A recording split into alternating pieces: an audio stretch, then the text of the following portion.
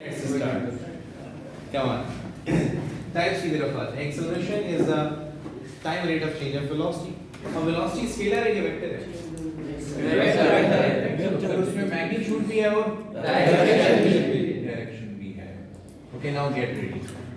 अगर आपके पास acceleration पैदा होगी तो वो दोनों की चेंज की वजह से भी पैदा हो सकती है और एक के चेंज की वजह से भी पैदा हो सकती है। ठीक है? तो अगर एक्सेलरेशन पैदा हुई है due to change in magnitude of velocity तो फिर उसे हम कहते हैं tangential acceleration. Change in the magnitude of velocity with respect to time is called tangential और लीनियर एक्सेलरेशन।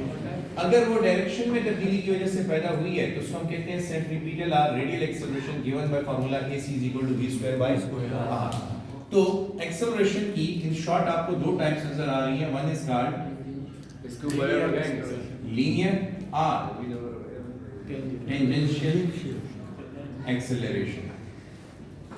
ठीक है? और दूसरी को हम कहते हैं रेडियल और सेंट्रीपिटल एक्सेलरेशन। मैं अगेन रिवाइज करता हूं इसी बात को कि अगर वेलोसिटी के सिर्फ मैग्नीट्यूड में चेंज आ रहा है, मिसाल के तौर पे यूं मैं खड़ा हूं और मूव करना शुरू कर दूं तो क्या मेरी डायरेक्शन चेंज हुई?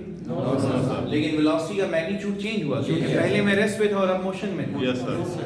तो ऐसी एक्सेलरेशन जो सिर्फ और सिर्फ वेलोसिटी के मैग्नीट्यूड में तब्दीली की वजह से पैदा हो उसे हम लीनियर एक्सेलरेशन कहते हैं। समझ आई कि नहीं? लेकिन अगर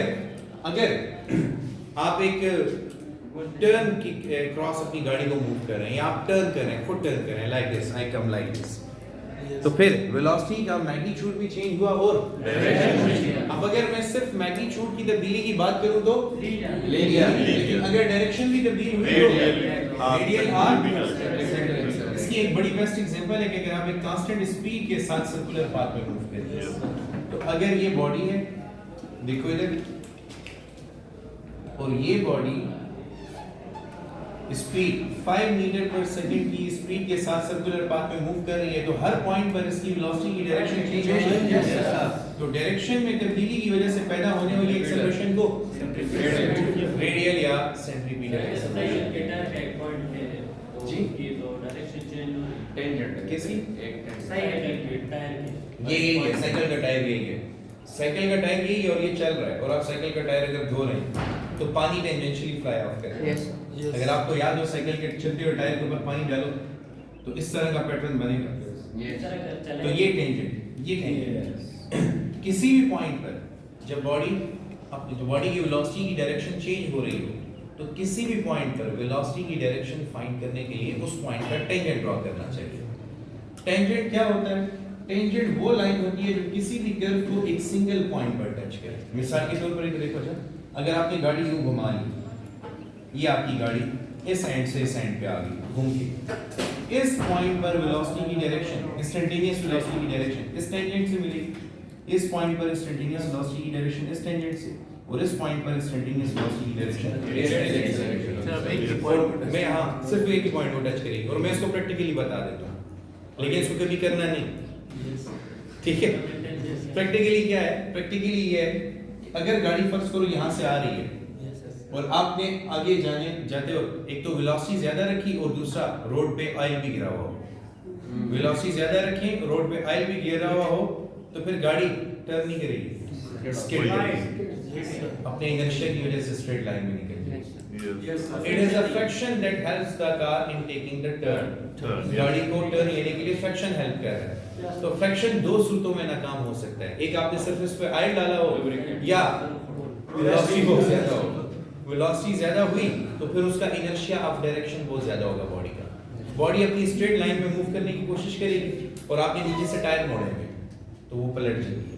जैसे देखो मैं बड़ी तेजी से भागता हुआ जा रहा हूँ और अचानक किसी ने नीचे से मेरे पाँव मोड़ दिए तो पाँव अब उस तरफ है और मेरी बॉडी का सारा इनर्शिया इस तरफ है, तो definitely I will fall in this direction. तो यही होता है अगर ऑयल डला हुआ सरफेस के ऊपर। So that's what I am saying कि ये जो टेंजेंट हम ड्रॉ करते हैं ये वो इंस्टैन्टेनियस वेलोसिटी के लिए ड्रॉ करते हैं। It is not for the direction और ये रेडियल एक्सेलरेशन होता है। हाँ ये कह रहे हैं, अरुण कह रहे हैं सर बास कर्व्स जो होती हैं वो यूं होती हैं, ऐसे नहीं होती, उसको हम कहते हैं बैंकिंग ऑफ ऑफ रोड जानते हो? रोड के किनारे बैंक बनाया हुआ है। रोड के किनारे bank banana is called banking of road. HBL bank road पे बना हुआ है कि नहीं? नीड फॉर स्पीड के लिए नीड फॉर स्पीड में आप देखें तो गाड़ियां तो आप उसमें फिर बड़ी तेज चलाते हैं ना, 200 प्लस किलोमीटर पर आवर पे। उसमें जो टर्न्स होते हैं वो स्लाइटली बैंक्ड होते हैं। बैंक का ये मतलब होता है कि उसको आपने थोड़ा सा टिल्टेड बनाया हुआ है। अब वो स्लोप होती है बिल्कुल, it is an upward slope. वो स्लोप कार को हाई वेलोसिटी पे टर्न लेने में हेल्प करती है। अब वो कैसे करती है, that I will teach you in chapter number 5 इंशाल्लाह। Okay, stop it.